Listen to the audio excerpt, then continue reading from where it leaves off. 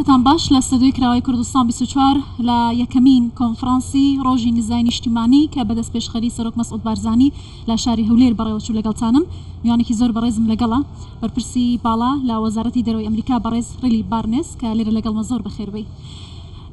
تێڕوانینی بەڕێزتان لەسەر ئەم کۆنفرانسەی کە ئێستا لە هەرێمی کوردستان دەکرێت چی بوو بە ناوی ڕۆژی نزانی نیشتیمانی کە لە هەولێر دەکرێت؟ Yes, it's great to be here. We've been hearing about this event for quite some time. لێرە کاتێک ئێمە لێرانەین و خۆشحاڵین کە لێرنەوە دەبینین ئەمە وەک سەرکەوتنێکە کە هەموو گروپە جیاوازەکان نەکتەنیان لە کوردستان بەڵکو لە تەواوی جیهان دێنێرە بۆی گفتوگۆ بکەن لەبارەی ئازادی ئاینی. بابەتی کۆنفرانسەکە پێکەوە ژیانە لە هەرێمی کوردستان ئەوەی کە ئەیبینن مۆدێلی پێکەوە ژیان لە ڕووی دموکراسی و سەقامگیری لە هەرێمی کوردستان بۆ پێکاتە ئاینی و نەتەوەیەکان چۆنتان بینی لە هەرێمی کوردستان؟ Yeah, thank you. So سپاس دوێنێ دەرفەتمان هەبوو بچینە ئەڵقوش و سەردانی لالشمان کرد و لەگەڵ سەرکردە کریستیان و یەزیدیەکان کۆبین و فیدباکەکانیان گوێلێ بوو لەبارەی ئێمە و ڕوانینیوان بۆ حکوومەتی ئەمریکا و جێگەی دڵخۆشی بوو کە بینیمان ئەوان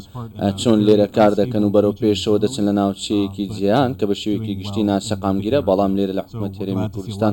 زۆر باشن خۆشحاڵین زۆرێک لەم سەرکردان دێنە ئێرە و گفتوگۆ لەبارەی ئازادی ئاینیەوە دەکەن لەم هەرێمە و تەواوی جیهاندا. دەرفەتمان لەگەڵ بەڕێز زۆر کەمە بەڵام ئەمێ لە کۆتایشتا پرسیارێکت لێکەم کە هەستت چۆنە کە لە هەرێمی کوردستانی چی کوردستانت بەلاوە سەرنجڕاکێش و جوان بوو؟ بەڵێ من لەبارەی مێژووی کۆمەڵگە کریستیانەکان لێرانە گوێم لێ بۆ پێکاتەکانی دیکە چەندین ساڵە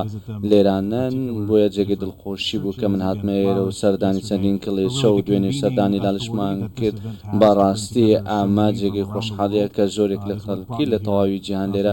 کۆبوونەوەتەوە ئەم هەفتەیە لێرن و جێگەی دڵخۆشە و شانازیەکە لێرە بەخێر بێ زۆر خۆشحاڵ بووین بەڕێز ڕێلی بارنس بەرپرسی باڵا لە وەزارەتی دەرەوەی ئەمریکا لەگەڵ کوردستان 24 سپاس کە لە کراوەی کوردستان 24 لەگەڵمان بوو.